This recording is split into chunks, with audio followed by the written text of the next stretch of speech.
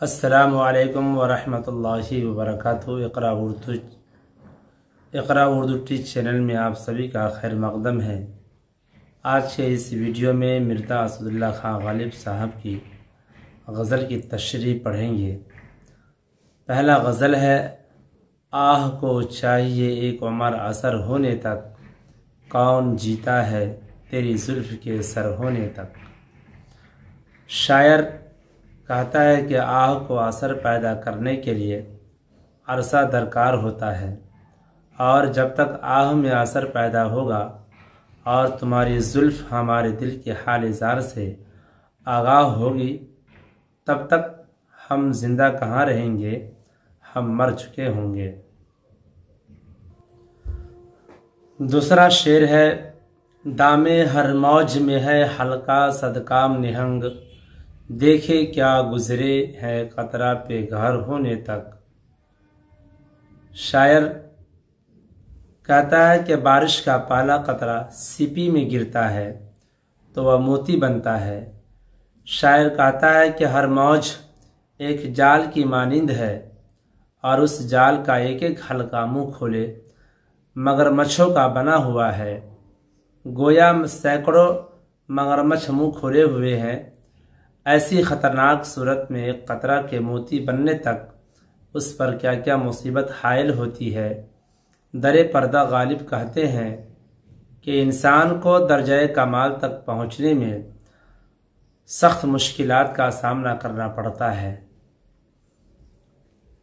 تیسرا شعر ہے: عاشقی صبر و طلب اور تمنا بےتاب، دل کا کیا رنگ کروں خون جگر ہونے تک۔ شاعر کہتا ہے کہ عاشقی میں صبر ضروری ہے، کہ صبر کے بغیر معاملات بگڑنے کا اندیشہ رہتا ہے، لیکن دل بے قرار کیے رہتا ہے کہ مراد پوری کرنے میں جلدی کر۔ اس طرح میں عجیب کشمکش میں پھنس گیا ہوں۔ ایسی صورت میں جب تک جگر خون کو عشق میں پختگی پیدا ہو، میں دل کا علاج کیا کروں۔ چوتھا شعر ہے: ہم نے مانا کہ تغافل نہ کرو گے، لیکن خاک ہو جائیں گے ہم تم کو خبر ہونے تک۔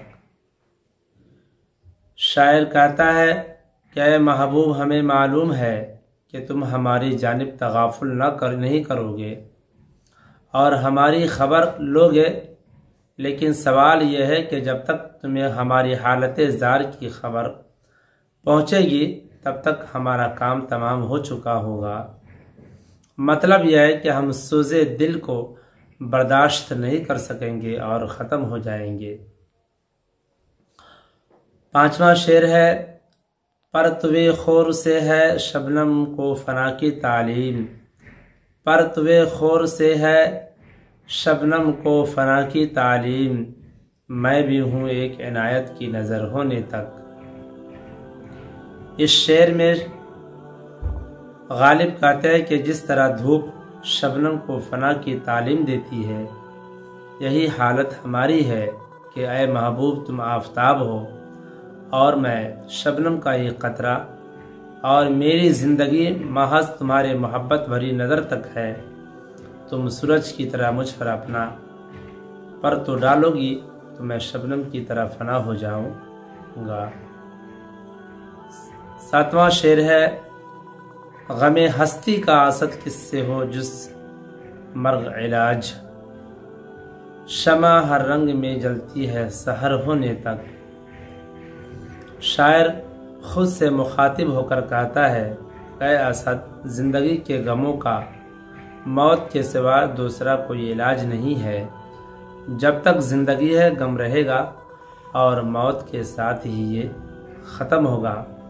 دیکھو کہ محفل غم ہو یا بزم نشاط، شمع کو ہر صورت صبح تک جلنا ہی پڑتا ہے۔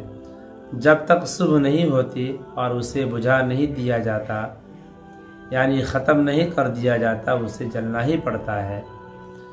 اسی صورت غم حیات میں موت کے ساتھ ہی ختم ہوتا ہے۔